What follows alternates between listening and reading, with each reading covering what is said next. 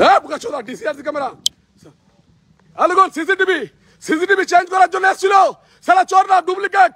সালা এই দেখুন ইলেকশন কমিশনার দেখুন এই দেখুন আমাকে ধরা পড়েছে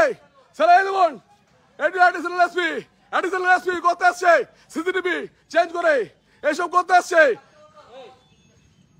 সিসিটিভি চেঞ্জ করে সিসিটিভির মাল নিয়ে আসছে তুমি অথরিটি আছে তোমার যার 5 সাইড ঢুকবে এই অ্যাডিশনাল এসপি সিসিটিভি চেঞ্জ করে চোর গদি হতে আসছে ও চোর সালা চোর